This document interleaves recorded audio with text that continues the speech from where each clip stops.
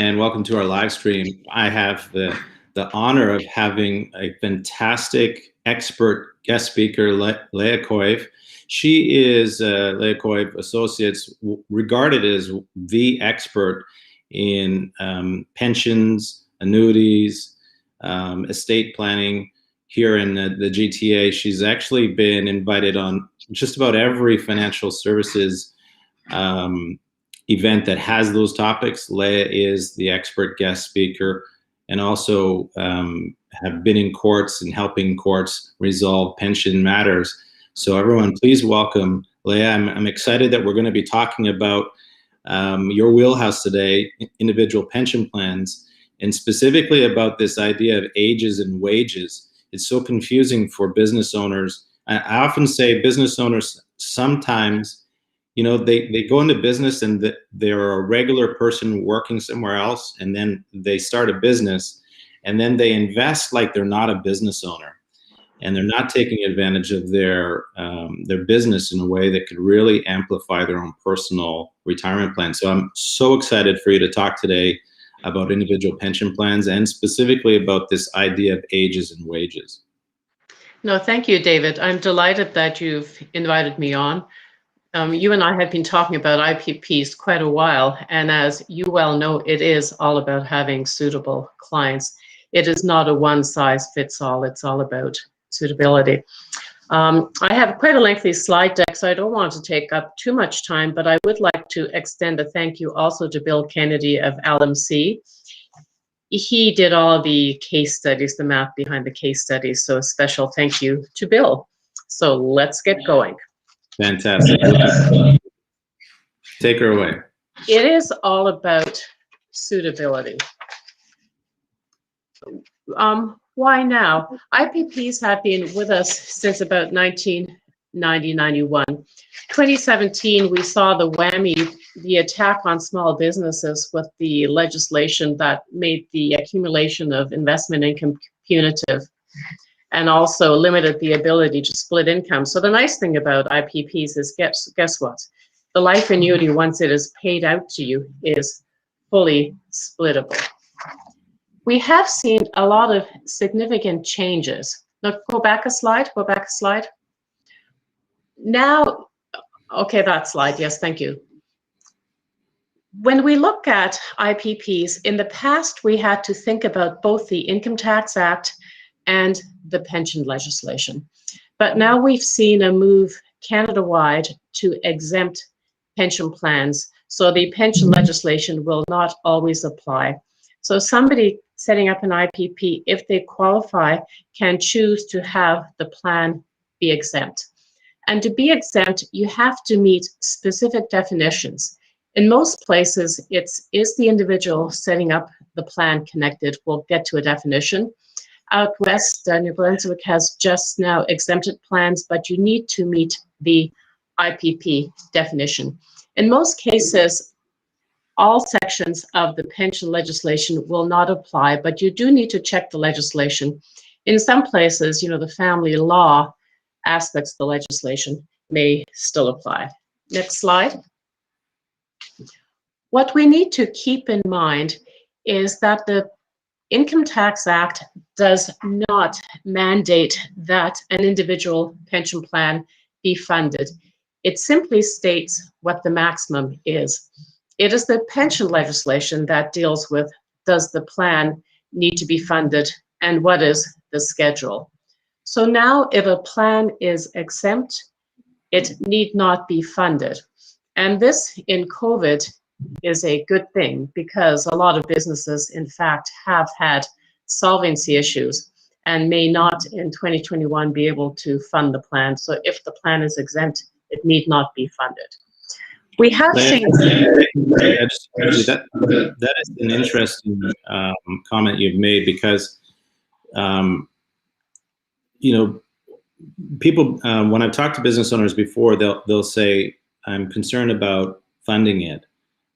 When I'm putting money in an RSP, I can stop and start depending on how my business is going that year, and they're concerned about funding an IPP.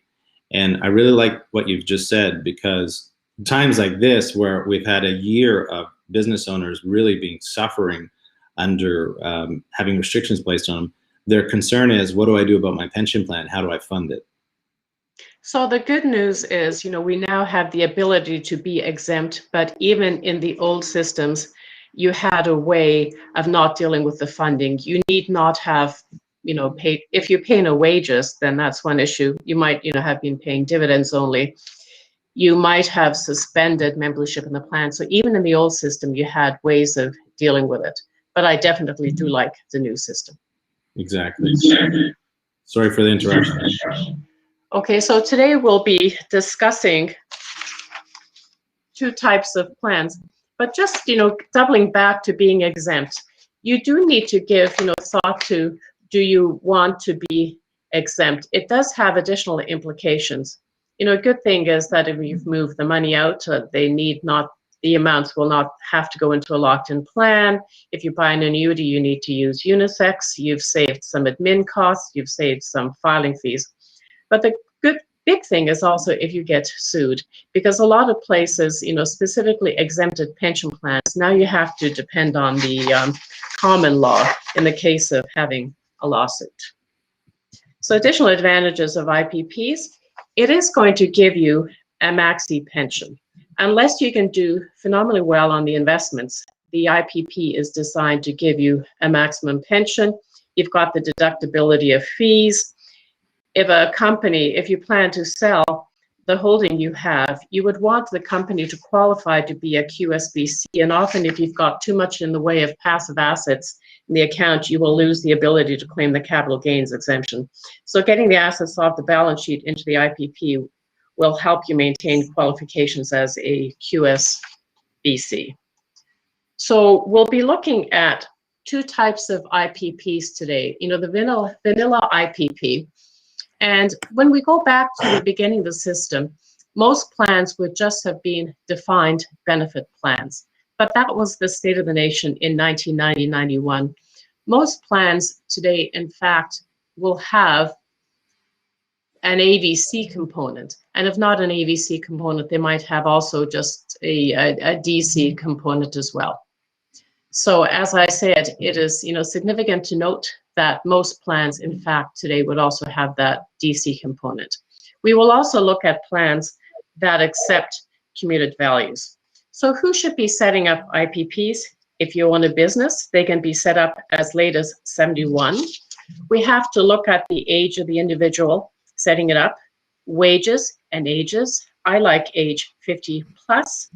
We'll also see that even a modest income can give somebody a significant pension. Obviously, somebody who's thinking of selling a business, and when somebody is kind of mid-50s plus, they begin to think of, what will I be doing next? So somebody who's contemplating setting up a business, an IPP, is a good idea. So we'll talk about vanilla IPPs and commuted value IPPs. So the IPP was only defined in the Income Tax Act in 2011. So we need to look at the definition. And I use the language IPP loosely because it is always not a plan that meets the Income Tax Act definition, but this definition is significant because in places in which you need to meet the definition to be exempt, you need to look at it. And also when we look at commuted value IPPs, this definition is significant because if you meet this definition, you cannot do it. So essentially what I've highlighted in this slide is the IPP. You have to look at who owns the company in which the IPP is set up. Typically, if you and family own less than half the business, you do not call the shots. You do not meet the IPP definition in the Income Tax Act. Next slide. We also need to look at the connected individual definition. Because again, in many places, you can only choose to have the plan exempt if you meet this definition. And also, what is mighty significant about the definition is that if I'm an employee, let's say of Bell Canada, as opposed to being a connected individual, it has a significant impact on how my pension at the end of the day is calculated. So connected individuals, again, you have to look at what is the equity stake that they have in the company. If I myself don't have an equity stake, and let's say my spouse owns all the company, I would still be connected. Next slide.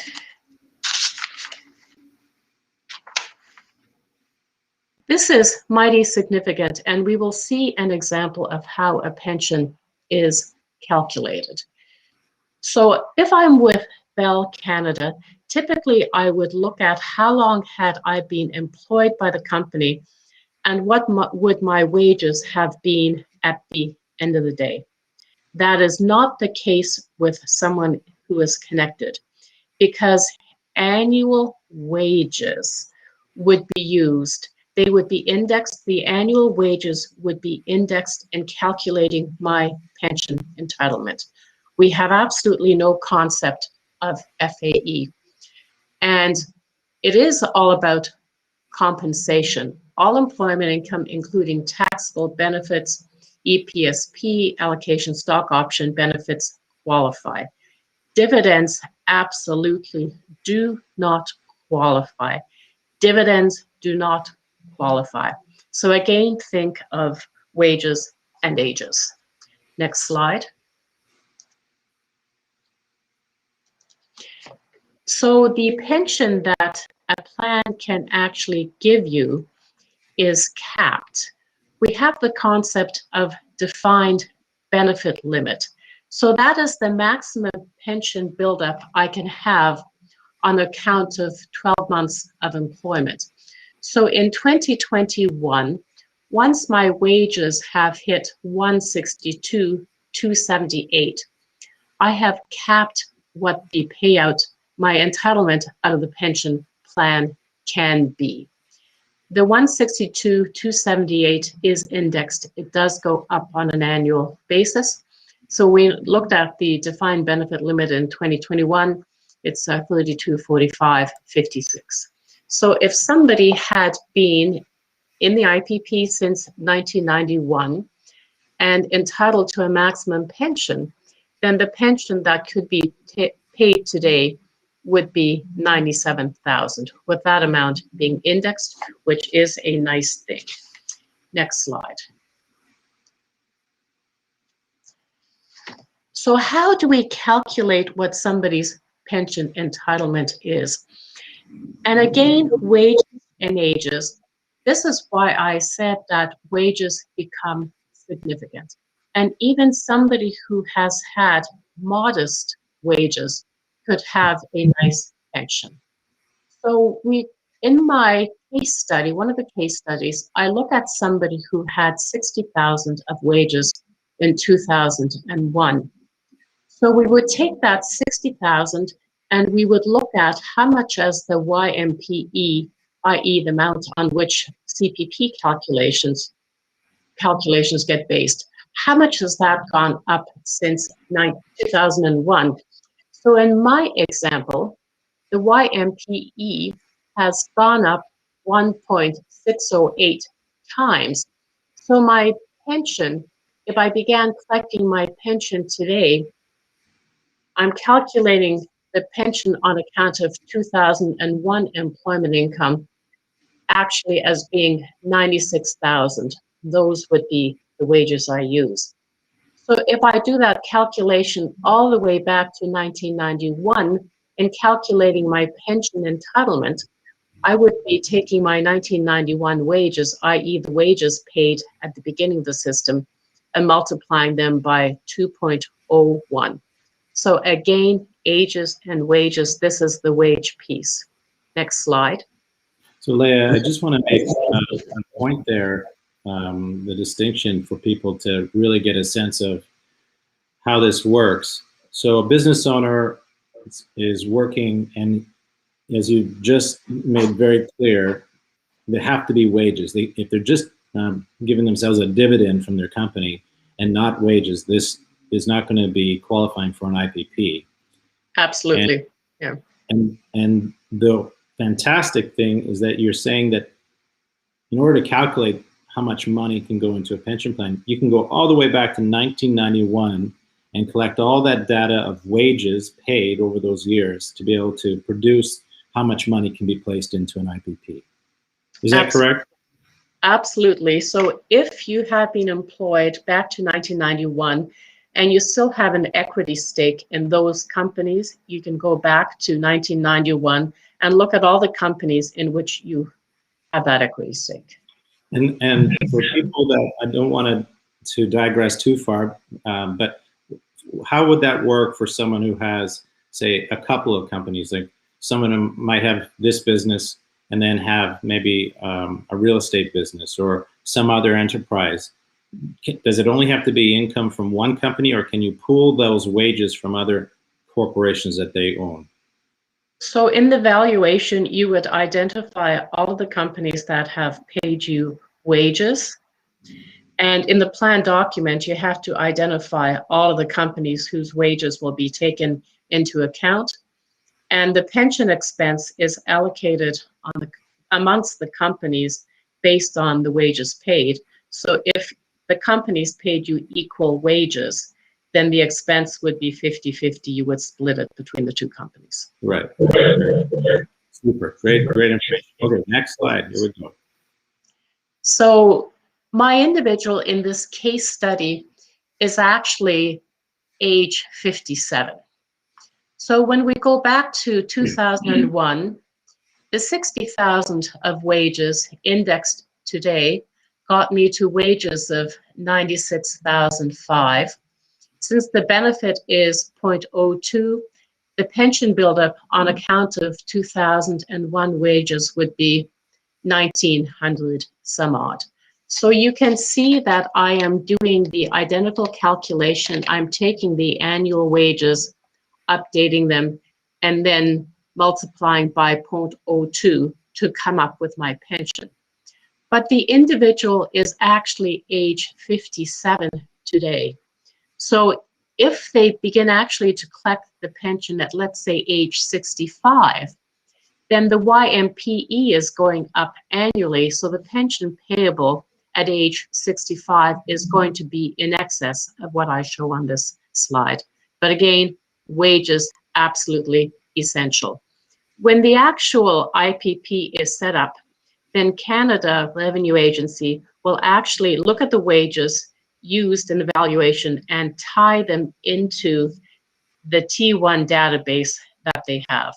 So while I'm pleased to do an estimated valuation, at time of plan setup, you need solid wage data, because if the wage data doesn't hold up, then the amount on the valuation is going to have to be modified. Next slide.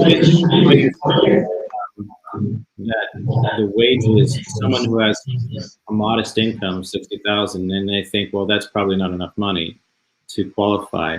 It's actually the calculation that CRA puts out that increases that amount, as you said, to 96,000 in this example. So instead of it being someone who is on paper making 60,000, the actual calculation for a pension is the 96,000. Yes, the 2001 slice of income. So you can see that annual wages become significant in this Yes, case. it's a huge difference. So again, dividends do not count. Yeah. So funding of IPPs. So we would have funding based on the wages paid, let's say, in 2001. If I indeed can set up the liability going back to 1991, then that gives me the potential to have a massive deduction. Each time the valuation is updated, then it may be possible to put in additional amounts on account of that past employment. And we have a mega deduction at the end of the day. And as we will see in the slides as we get to them, that mega deduction is a big temptation. So something we want to talk to people about age 55 plus who might be thinking about, what will I be doing with my business? When do I plan to exit? Okay, next slide. Wages and ages. So when we look at this slide, you can see that the maximum that can go into a retirement savings plan is flat. It's independent of age, the amount is flat. But the IPP funding is age dependent. So you can see that at young ages, the IPP funding is less than 18%. And then the line peaks at about age 65. But when I look at young ages, the IPP may not quite make sense just yet. It may be possible that you have some value in putting assets into the ABC component. But at a young age, I would tend to just wait a while. Keep in mind that somebody who is young, has the house to pay off, the kids to feed, and so on. So they also may not have the liquidity just yet. I find that, people age 50 to 55 plus, they would be the ones thinking about, is an IPP something that makes sense? Somebody at a young age may just want to wait a little bit. But again, look at this slide. At young ages, the IPP funding into the defined benefit component is not high. Next slide. Does that also tie into the idea that the further you can go back, the better it is for you? And so a younger person may not have the years of service that would be useful. No, that's an astute question, David, because when we look at the funding, we can see how high the amount is at age 65. So if at age 65, I am going back to 1991, that buyback is expensive. So as age goes up, the amount of the buyback goes up. So definitely high ages make sense. So the best combination is high age and high wage. But if you've got one of the two, it is still good. So next slide. So when we look at this slide, you look at somebody at a young age, the funding of the IPP at age 40 is 18.86. I'm actually using 17.15 in the retirement savings plan line because I'm basing it on the 162,278. But 18.86, does that excite you? David, you excited? No. No. So let's go up. 20.71, you excited? I'm beginning to get excited when it gets over 20.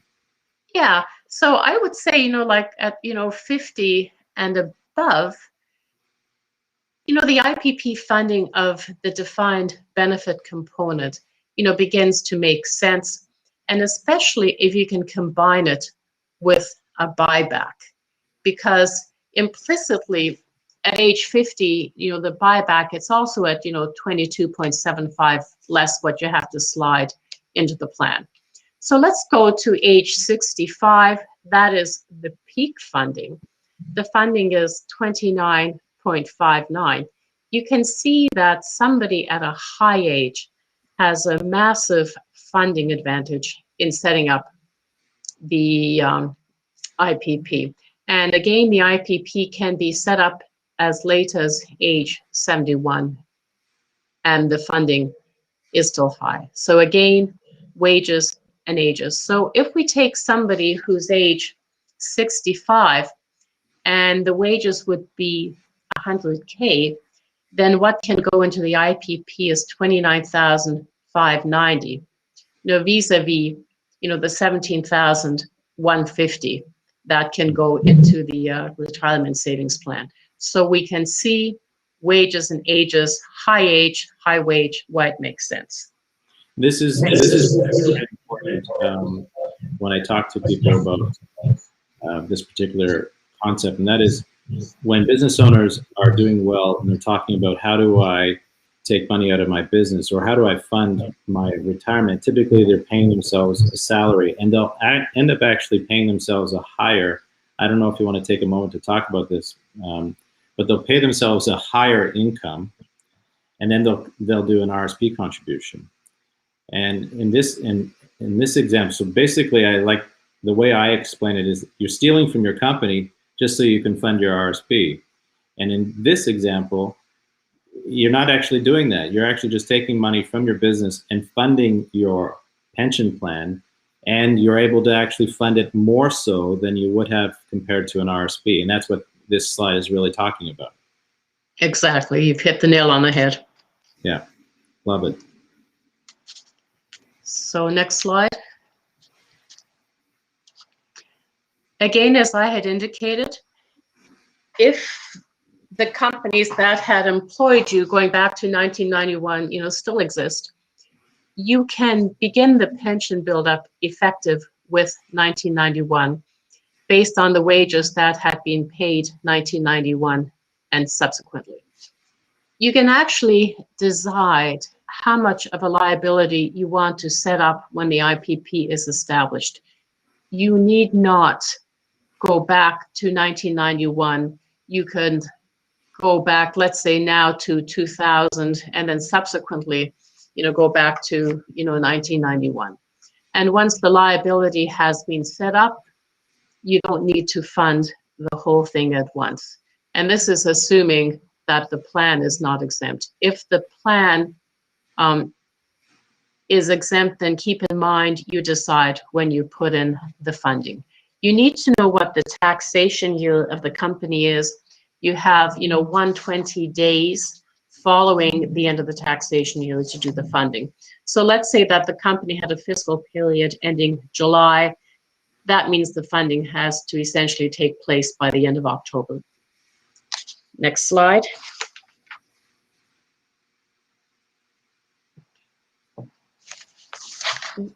When we do set up the, I'll just say a few additional things on going back to 1991. You cannot have tax savings twice. We know that once you belong to the individual pension plan, you'll have a pension adjustment. So to eliminate having you have tax savings twice, at the time the IPP is set up, a calculation is done, and it's almost like a cumulative pension adjustment.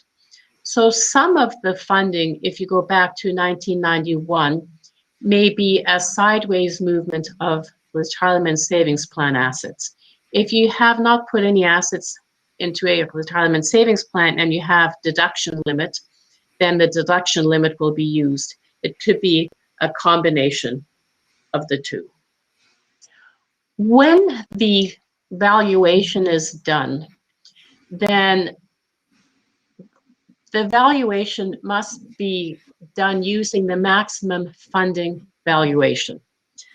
Finance, when they opened up the IPP window again in 1990-91, had seen what had happened in the 1980s when outlandish assumptions could be used in doing the valuation.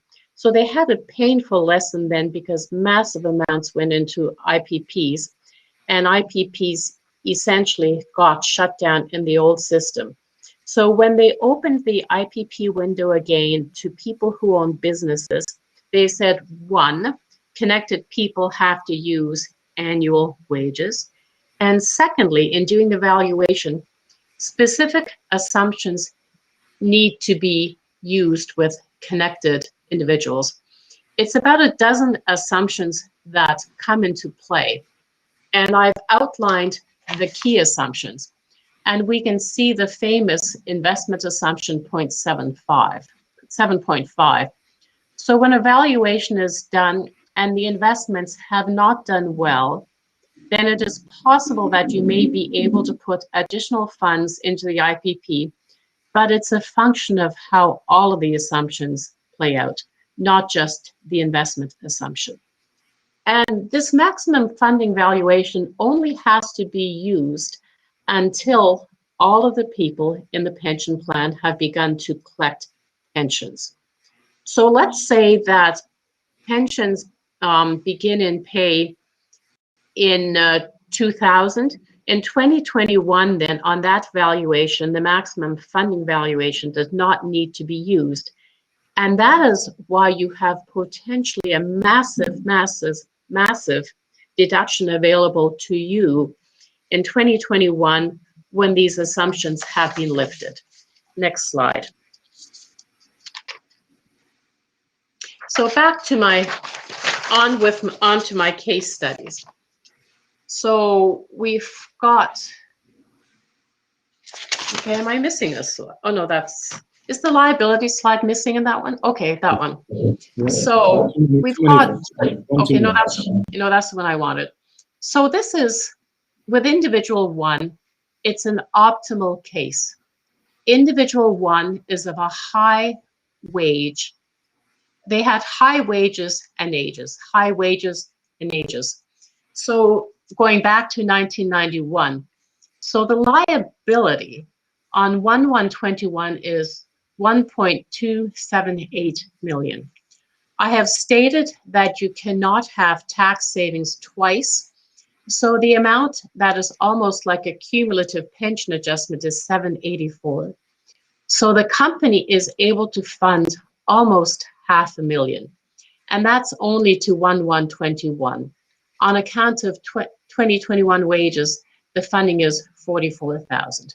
And you can see that that 44,000 is in excess of the 27,000, which could have been put into a retirement savings plan. The spouse also is of an optimal age, and wages have been a modest 60,000. So we can see that the deduction available to the company on account of the spouse is 0.4 million. So the total deduction available to the company is almost 1 million, which is a mighty nice deduction to have available. So you've got an IPP with assets, $1 million was moved out of the retirement savings plan, so it's $1 million of new company money. Want to go back a slide that showed the pension calculation? No, keep on going. No, the opposite way. I apologize. This way? Next slide. Okay, this stop. So we can see the maximum deduction available to the company is $1,057,000. So assuming that the plan is not exempt, what does have to be funded? The 61,000 is on account of 2021 wages. That has to be funded. And assuming that the company did not have the $1,057,000 available to them, the minimum of the past service that had to be funded was the 70 plus 61. So if the plan is not exempt, the minimum funding would be 192. The maximum funding would be 157. The company could choose to deduct any amount between those two amounts. If we continue on that same slide, we can see that individual one, the funding was at 27.24, individual two at 28.51. Individual one has a pension buildup of 97,000, individual two, 52,000. Next case study. I just summarize this for some of the people that are going to be watching this. The business owner who doesn't know anything about pension plans and how this might work for them. I just wanted to just quickly, if you don't mind, Lea, because you do such a great job, but I wanted to put in a different light. Basically, what you said for this particular case example, you've got a high income earner and the spouse is a modest income earner at 60,000, and you add up all of their income or their wages going back as far as 1991. You add those up, you do your calculation, and it says the total amount of pension that you could have had at this date is $2 million. The funding, yes, the liability is $2 million. So when you say liability, that means that's the amount of money that if you were to do a pension, that's how much money you could be putting in up until this moment, January 1st. So I wanted to be clear that where does that number come from? It comes from taking the business owner's wages, adding it up since 1991, doing the calculation, and it says, if you had been doing a pension all these years, you could have $2 million in your pension plan at this moment, correct? Exactly. And then you say, well, how do we get the $2 million in there? And you say, well, you actually have RSPs that you've been funding all these years. So we can move that sideways into your pension plan of about $1 million. Mm-hmm. So that's a powerful thing for business owners to absorb, because you're touching very lightly on it. I don't know that business owners fully understand. You're now changing what was a personal deduction on their income when they were contributing to an RSP to this massive deduction for their business. And it's a fundamental shift between how they think about, is the deduction more valuable to them in their business or to them personally? And I see here that $1 million deduction to a business can really help them from a taxation point of view in a large way. And, you know, it's getting the assets off the balance sheet, which is a good thing. You now have a family asset. Absolutely. Absolutely. I love it. So next case study. So this is an example of a physician, quite a young age, you know, 50, still a good age to set up an IPP. But they had been self-employed all the way up until 2005. That self-employment income means nothing. I can only count the wages beginning with when they set up the PC. So the self-employment income means nothing. But as you can see, it is still a nice IPP. The IPP 1121 would have 0.7 million in it. You have to slide the retirement savings plan assets into it. You have to fund on account of 21. So it's still a company deduction of 0.2 million. So let's just move to the last case study, because the math is the same on all of these. So next slide. Okay, and this is my modest, the couple making the modest income, mid-50s in age. So that is a good age at which to set up an IPP. So the calculation would be the same as in those additional case studies, but as you can see, this IPP should almost have 0.8 million of it. Half of it is funded with sideways money. So the deduction to the company is 0.4 million. Next slide. And this was the detailed calculation I did at the beginning. So keep in mind that these individuals would be mid-50s. So that's the pension entitlement today in 2021. But keep in mind that they will have ongoing wages, and the whole system is indexed. So the pension at age 60, 65, depending on when they want to collect it, will be in excess of what I have shown. Okay, so on to my next slide. Okay, so this is the slide that I love. As I had stated, the special valuation method, the maximum funding valuation, only needs to be used until all of the people in the plan have begun to collect pensions. Keep in mind that all of the people in the plan need to be collecting pensions. So if you have put the kids into the same plan, you have walked away on this deduction. So listen to what I say. They need to have collected pensions, begin collecting pensions. They do not need to have sold the business. They do not need to have stopped pulling income out of the business. So at age 64, lifting the assumptions, the additional deduction available to the company is 1.1 million. So if I put up my hand and I say, pay me my pension, the company has this deduction of 1.1 million available to it, which means if they have ongoing business income, they can apply this massive deduction and eliminate the taxes payable on ongoing business income. They can also have a loss which they can take back. So again, all I need to have done is put up my hand and say, pay me my pension, please. I do not need to have sold the business. I can continue to pull out employment income. So, excuse me, the age 64 deduction is 1.1 million. The age 60 deduction is 1.6 million. And that's why I say, when you speak to somebody who has a business at, say, age 55, you say, what do you plan to do? Because if you can plant the seed of this deduction being available to them, you have given them some exceedingly good advice.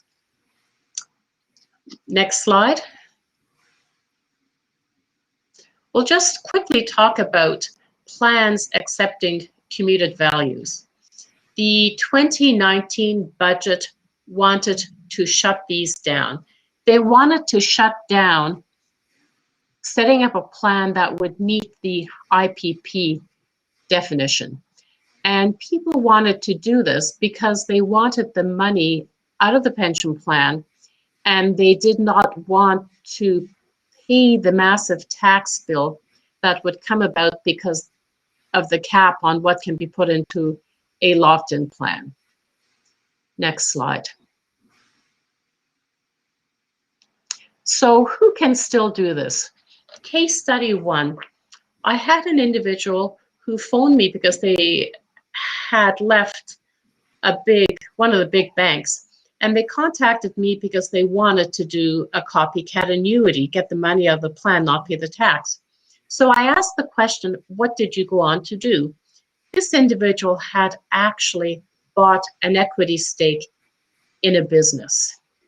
And since he and family owned less than half of the business he bought into, the plan that he set up does not meet the IPP definition. So even if that 2019 announcement, when it's actually legislated in the 2021 budget, Finance said they want to go ahead with it. Even if Finance goes ahead with this, somebody in his situation could still do a pension plan today because of the size of the equity stake that they have in the business that he has bought into. So he would be alive and well in the new system. Next slide. This is, a typical case. We've got that public utility OPG. A lot of these people had pension entitlements between ages 50 and 55. OPG needed the skill set that they had. So these individuals would have set up companies. The companies would have consulted back to OPG. OPG would have paid the company consulting income. The company would have paid them wages, and they would have set up the IPP. They would have set up the IPP in the consulting company and moved all of the money out of the OPG plan without paying any tax. This is what Finance found highly objectionable. And this is the situation that they want to close down. So again, if you and family own the company in which the plan is being set up, you cannot move the commuted value in. Next slide. This is just a case study of why the individual would have been motivated to do this, and also why an individual in this case might want to buy a copycat annuity. But the commuted value is almost 2.5 million. The lifetime pension this individual would have had would be 5,000 a month, fully indexed. They also had 900 monthly payable till age 65, fully indexed. I need to know the age of the individual on the day that they move the money out of the plan. This individual is age 55.7. So keep in mind the monthly pension of 5,000. Next slide. So I take my monthly pension, I annualize it, I look at a specific schedule, which is age-based, and based on his age of 55.7, I multiply his pension by 10.5, so 0.7 out of the commuted value of 2.5 million is all that could be moved into a locked-in plan. So you can see that this individual was highly motivated to set up an individual pension plan, get all the money out, and move it into the IPP. So again, this individual could still do a copycat, but the full commuted value could not go into a pension plan. Next slide. We're at So, the end. yeah, so basically, Lea, I wanted to ask you, I mean, this is such a powerful tool for business owners to use for the retirement planning. And so many, I think, business owners just don't know that that option is available. And when I was first introduced to business owners, or to this idea, I thought, wow, this is so powerful. Why are more business owners doing this? And of course, you know, there are some hoops to get through in that it has a lot of business owners were paying themselves a dividend versus wages because their accountants were promoting you should pay less tax and pay yourself a dividend. And when they did that, it completely excluded them from having this opportunity. One thing that you mentioned in a previous example, and that was this idea of this period of transition when businesses are being sold. So whether they're being sold outside or they're being sold internally to a child taking over. How would this work? I understand that it's quite a powerful thing to use IPPs to get the money out of the business for the retiring parent, so to speak, so that the child can take over. Tell me about how that might work briefly. you know, I found that many family businesses, you know, continue to the kids. In some situations, we have the kids who cannot successfully manage the business. So if I was the mom, I would like to have my value in my pension plan, to have it fully funded out of the business.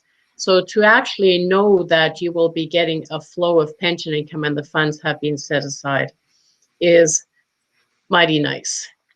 So many businesses think they can get the capital gains deduction, but they cannot. They need to clean up the balance sheet. So cleaning up the balance sheet by getting the funds into the IPP is a good thing. And you also know that mom and dad will then have ongoing monthly income. You would make a decision as to whose books does the pension plan sit on at inception. In many cases, individuals have both opcos and holdcos. So the IPP would have been positioned in the holdco at inception, even though opco would have been taking most of the expense. But it is something that is quite commonly done, sale of business, setting up an IPP at that time, especially when we look at the mega deduction, including the lifting of the maximum funding valuation and the impact of that. So this in a sense, it guarantees that the parents are going to get their money to retire on, because after all, that's what they had the business was, to use that to fund their retirement. Mm-hmm. And the danger is they turn over a business to an adult child who maybe doesn't do as good of a job as the parents, and without taking any money out, they're jeopardizing their retirement. Exactly. The kids may always not have the acumen, the business acumen that mom and dad had. And it's nice having the funds actually set aside. And this also helps from a point of view of funding for the buy-sell agreement between the parents and the children, in that when you take the money off the balance sheet to fund the IPP, that money is not used as a calculation of the worth of the business. It's now removed from the business. So it actually lowers the price for the children to purchase. It makes it more affordable for them to do that, would it not? Exactly. Yeah. think it's such a powerful tool. And now, for anybody to get in contact with you, I've put your information up here so that they can contact you directly, send you an email. And I want to thank you so much for explaining this today. You have such a depth of knowledge, especially when it comes to the commuting of pensions. And I know it's under pressure right now, but you have such a depth of knowledge in IPPs. And that's why I wanted to have you on today, because it can be a very complex, so many moving parts to it. It can be kind of complex depending on the situation of the business owner. And you make it so easy for people to understand. I appreciate you taking the time today. No, I'm delighted, David, that you invited me. And I think it's a fantastic tool in a suitable situation. It is not a one-size-fits-all, but in suitable situation, it's an awesome tool to have. Now, many people are going to be watching this in the replay, and so I invite anyone who, when they watch it during the replay, to put your comments in the sections there below, and either myself or Lea will respond to them, of course. And again, if anyone has any questions about individual pension plans, you contact myself or Lea. This is being live streamed across Facebook, LinkedIn, obviously, and YouTube. So there'll be different questions on different platforms. We'll make sure we get those to you as well. Thanks again, Lea, for joining us today on our live stream, and I look forward to seeing you again soon. Thank you, David. Stay safe. Be well. Thanks.